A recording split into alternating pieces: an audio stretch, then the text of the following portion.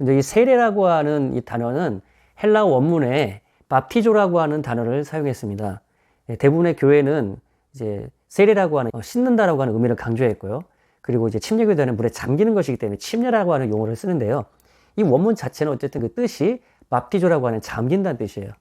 이 헬라어에 잠긴다는 것은 어떤 종교적인 의식의 용어가 아니라 배가 지나가다가 침몰을 하게 되면 물에 이렇게 잠겼다라고 하는 일상의 용어였어요.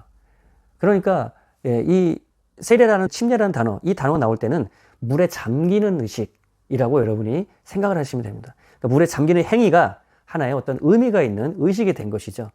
그래서 예수님도 세례를 받으실 때 물에 잠기셨다가 물에서 올라오셨어요.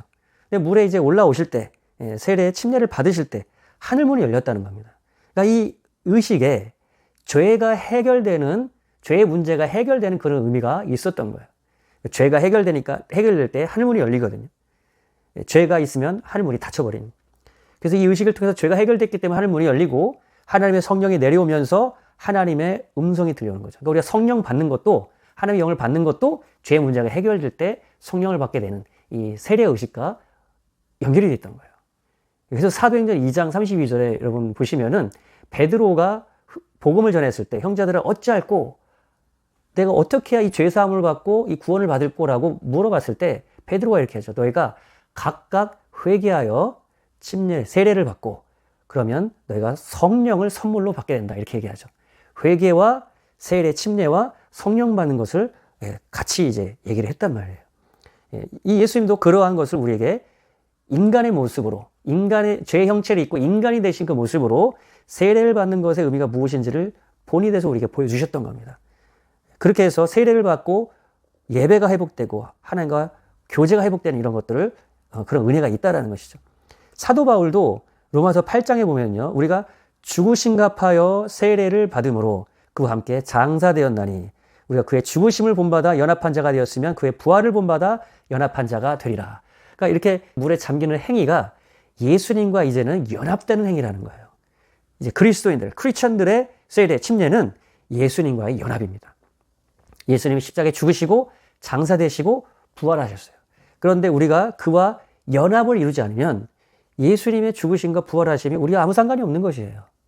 그러니까 예수님의 우리가 죽으심에 동참하고 그분의 장사되심에 동참하고 그분의 부활에 동참하는 그런 의미가 바로 이 침례의식에 있다는 것입니다. 골로새서 2장 12절에도 바울은 이 세례로 그리스도와 함께 장사되었다라고 이렇게 표현을 해요.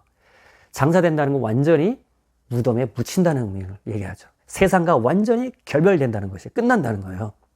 그래서 제가 존경하는 영국의 데이비드 포슨이라는 목사님이 이런 간증을 하는 걸 제가 들은 적이 있어요. 어렸을 때 그분의 친구가 목사가 되신 이 친구를 찾고 싶었던 거예요. 근데 방법이 없어서 무당에게 물어보니까 집의 모습을 이렇게 가르쳐주면서 여기서 이렇게 살았었는데 그런데 미안하게도 안타깝게도 그 친구는 이제 더 이상 이 세상 사람이 아니다라고 그렇게 얘기를 했다라는 거예요.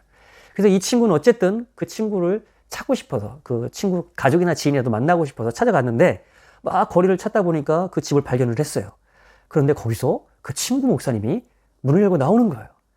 그래서 너무 반가워가지고 가서 막 이제 얘기를 나누고 하다가 그런데 내가 사실은 너를 만나고 싶어서 이런 이제 사이킥한테 가가지고 이렇게 물어봤는데 너가 몇 년 몇 월에 죽었다고 얘기를 하더라. 그래서 이 목사님이 생각을 해보니까 고년 고월에 이분이 침례를 받으신 거예요. 그래서 이 세례라는 것이 그냥 의식이라고 하는 것을 초월해서 영적인 세계에서도 어떠한 임팩트가 있기 때문에 사단도 악의 영도 이 사람이 더 이상 세상 사람이 아니라는 것으로 인식을 한다는 거예요. 세상과 완전히 장사돼서 결별된다는 겁니다. 우리가 애굽에서 이스라엘 백성들이 유월절 사건을 통해서 애굽에서 나오기 시작하죠. 그리고 3일이 지났을 때 홍해바다를 건너갑니다. 이 유월절 사건은 예수님의 십자가 사건의 예표였고 그리고 이 물을 건너가는 것은 예수님과 함께 연합되는 침례의 의미로 바울은 설명을 하거든요. 물을 건너가는 순간 어떻게 됩니까? 애굽의 바로와 애굽에서 있었던 세상과 완전히 결별되게 되죠. 그래서 이 세례라고 하는 이 의식은 예수님과 함께 죽고 장사되고 예수님의 부활에 완전히 하나로 연합되는 의미가 이 의식을 통해서 육체의 행동이지만 영적인 그 의미가, 영적인 은혜와 영적인 어떤 역사가 같이 연결되는 그러한 의미가 있다라는 거예요. 의식 자체가 무슨 의미야? 그렇지 않다라는 것이에요. 이 의식에 이런 의미를 주셨기 때문에 그 의식을 내가 믿은 바, 예수님의 죽으신가 장사되신가 부활하심을 내가 믿었단 말이에요. 그 믿은 것을 행동으로 의식 속에서 행할 때 그 의미가 내게 실제로 임팩트가 오게 되고 내게 실제로 이루어진다는 거예요. 그래서 베드로는 물은 예수 그리스도께서 부활하심으로 말미암아 이제 너희를 구원하는 표니 곧 세례라 이렇게 표현합니다. 그러니까 물, 이것이 세례 침례라는 거예요. 이 세례가 구원하는 표라는 겁니다. 구원하는 사인이라는 거예요. 구원의 어떤 증거라는 거예요. 방금 전에도 제가 말씀드렸지만 베드로가 유대인들에게 복음을 전하고 회개하여 세례를 받으라. 그리고 성령을 너희가 선물로 받을 것이다. 이것이 구원에 이르는 길이잖아요. 이 세례를 행함으로 예수님과 함께 죽으신가 부활하시며 연합할 때 우리가 그 행위가 바로 구원받은 자의 사인이요 증거고 표가 된다는 거예요. 언약의 관계로 들어가는, 하나님의 구원을 믿고 언약의 관계로 들어가는 그러한 표시가 바로 세례 침례였다는 겁니다. 여러분, 아브라함이 하나님과 언약을 맺을 때 아브라함과 그의 후손들에게 할례를 받으라고 했어요. 그것이 아브라함과 하나님과 언약의 사인이었단 말이에요. 언약의 표시란 말이에요. 언약 백성이라고 하는 증거란 말이에요. 우리가 결혼을 할 때 결혼 반지를 주고받고 결혼 반지를 차고 다닙니다. 그것이 바로 결혼 관계라는 어떤 사인이 표시가 되는 것처럼 할례가 바로 아브라함의 언약의 관계의 표시였던 거예요. 그래서 아브라함의 후손들은 다 할례를 받았어요. 마찬가지로 또 이스라엘 백성들은 안식일이 그러니까 그 이스라엘 백성들의 언약의 백성으로서의 표식이었거든요. 이스라엘과 하나님이 맺은 언약의 그 증거가 안식일이었단 말이에요. 오늘날은 이 침례가 바로 구원받은 백성으로서 우리가 예수님과 새 언약의 백성이라고 하는 표시, 그 표가 바로 세례 침례가 된다는 겁니다.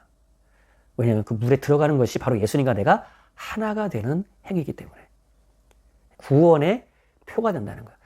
다시 한번 강조드리지만 세례 침례를 받음으로 내가 구원을 받는 건 아니에요. 내가 예수 그리스도의 십자가에 죽으심과 장사되심과 부활하심을 믿었고 그 믿은 그 구원의 그 은혜를 내가 믿음으로 예식에 내가 행함으로 인해서 그 구원받은 자의 표시 증거를 삼는 것이 바로 침례라는 것이다. 그래서 우리가 예수님과 이것은 언약의 관계로 들어가는 언약의 표시와 같은 거예요.